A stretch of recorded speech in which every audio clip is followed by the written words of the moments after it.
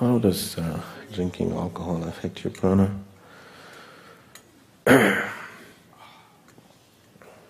See,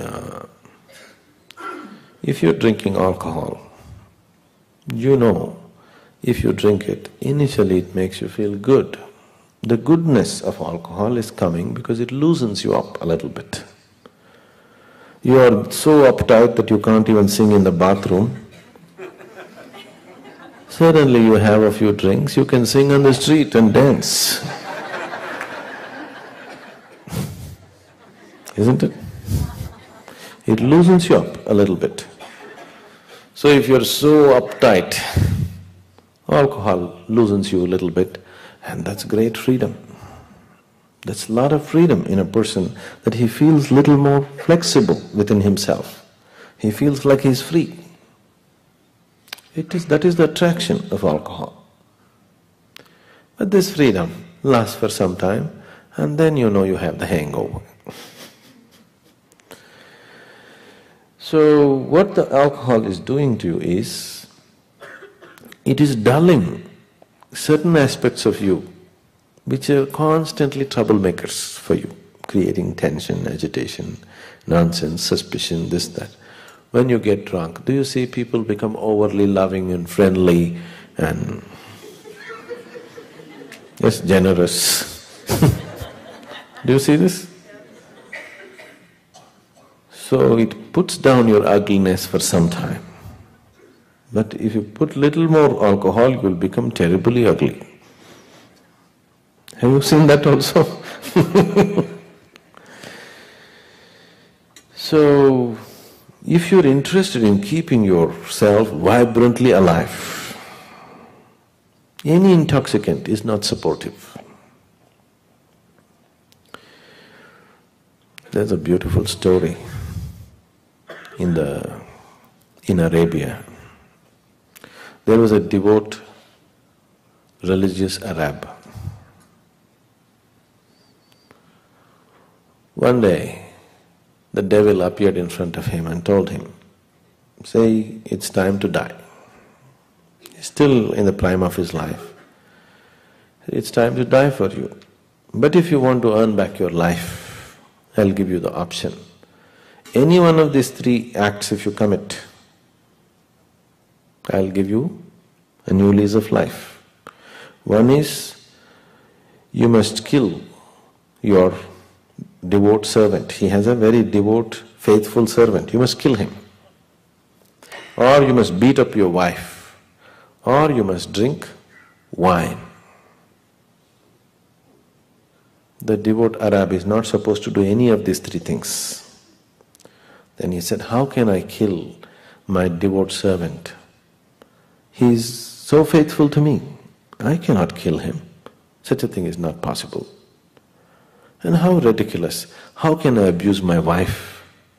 I cannot beat her. Okay, let me drink the wine. So he drank the wine. Once he drank the wine, he got inebriated, and anyway he beat up his wife. And the servant came to protect the wife and he killed him.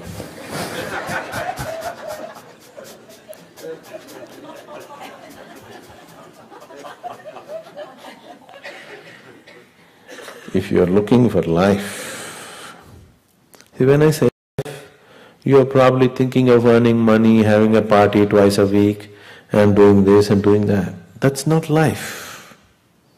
That's an arrangement that you made.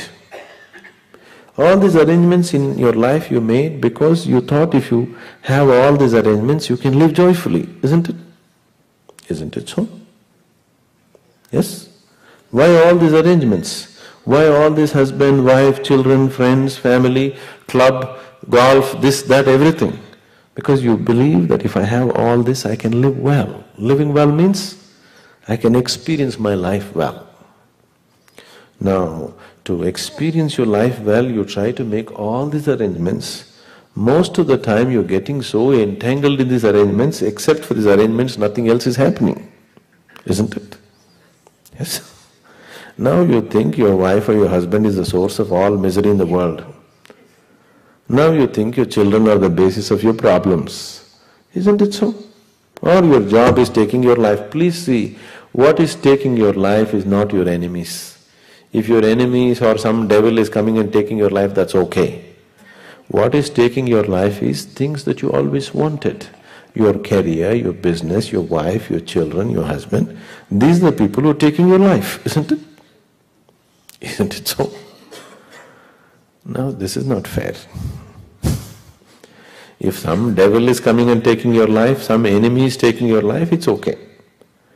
Things that you so much wanted in your life, things that you worked so hard to create, they're taking your life away, please see. Fundamentally, you're looking for well-being. Should you not address it directly? If you address your well-being directly, then if family is there, with them we will be well. If they are not there, without them we will be well. That's how it should be, isn't it?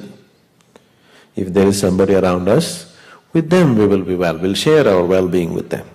If nobody is there, we're still well. Now you don't know how to be well, but you have made all the arrangements. See what a mess it's become. So, including the party and alcohol came only for this, because you thought all this will bring you well-being, isn't it? Now, if you organize your life energies in such a way that you will be anyway well, I can have you intoxicated on life in such a deep way, 3 days you will be wobbly on your feet. Really. You come and see in the ashram, people who are into different states of meditation, they are like drunk.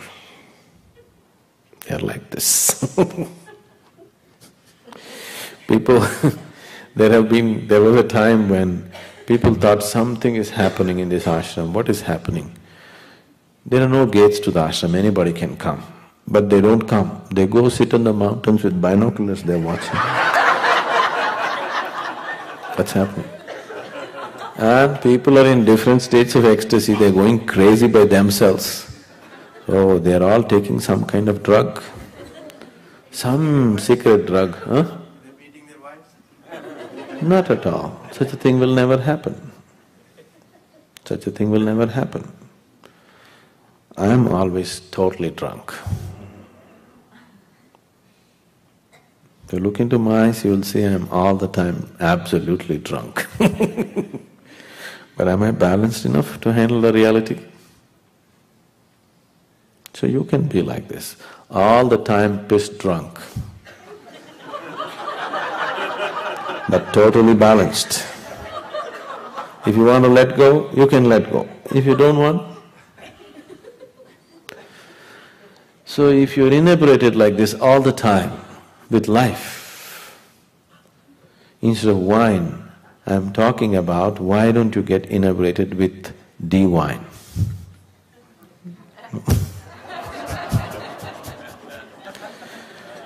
Once you touch it, you know in yoga we are talking about 5 layers of the body. The 5th layer, the final layer of the body is bliss body.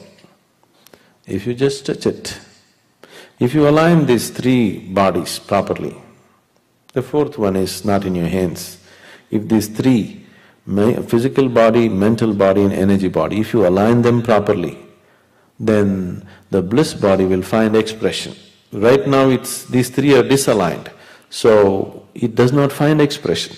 If you align them properly, once the bliss body finds expression, you will see you are just blissful by your own nature.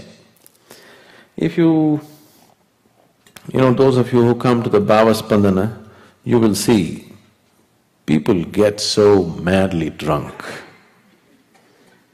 Without any drink, without any chemical, without any input, just you touch them in a certain way, they will become so inebriated. Blissful means dripping with it. Many of them can't stand on their legs, they will be like that. 3 days they'll be absolutely drunk. So, whatever the pleasure that is coming when you get drunk on alcohol is not coming because of the alcohol.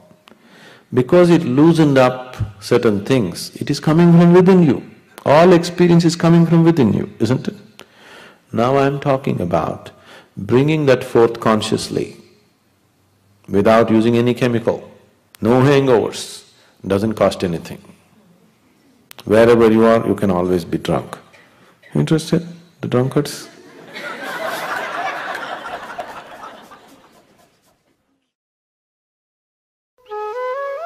For more on Sadhguru, visit www.ishafoundation.org.